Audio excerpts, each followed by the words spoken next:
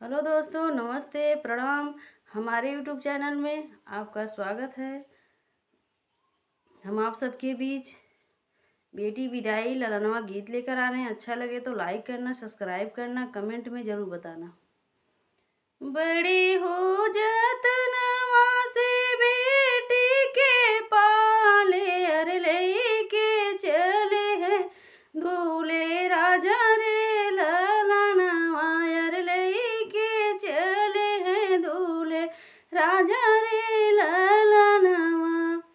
केकरे ही रोवे से भिगलाया चरवा, अरे केकरे ही कठिन करे जरे ललनवा, अरे के कर कठिन करी जरे ललनवा।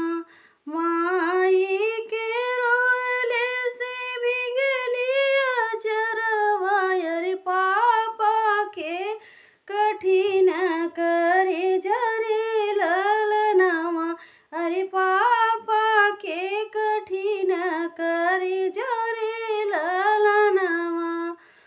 नाही मिलहु ना पवली हम सखिया सहेलर, मिलही न पहले हम सखिया सहेलर। दुआरे पे आईगा कहाँ रे ललनवा, अरे दुआरे पे आईगा कहाँ रे ललनवा। केकरा के रोए से भिगलिया चरवा, अरे केकरा के कठिन करे जरे ललनवा, अरे केकरा के कठिन करे जरे ललनवा। चाची के रोले से भिगलिया चरवा, अरे चाचा के कठिन करे जरे ललनवा, अरे चाचा के कठिन करे जरे ललनवा। मिलहु ना पवली हम सखिया सहेलर, दुआरे पे आईगा कहाँ रे ललनवा, अरे दुआरे पे आईगा कहाँ रे ललनवा।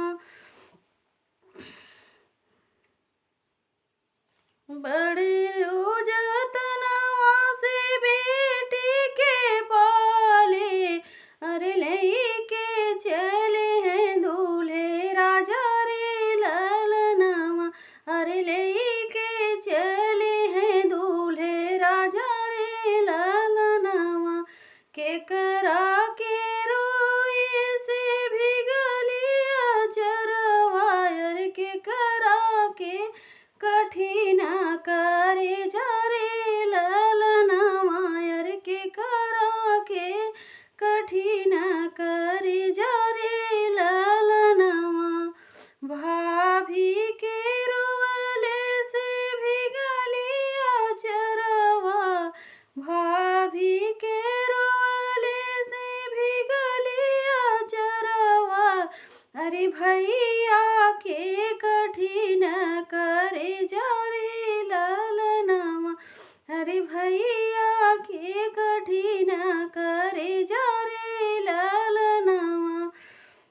मिलहु ना पवली हम सखिया सहेलर, मिलही ना पवली हम सखिया सहेलर।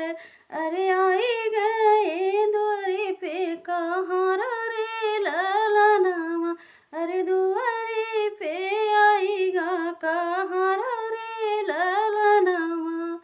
बड़े हो जतनवा से बेटी के पाले, अरे बेटी के पाले, अरे लेके चले हैं दूल्हे राजा रे ललनवा, अरे लेके चले हैं दूल्हे राजा रे ललनवा।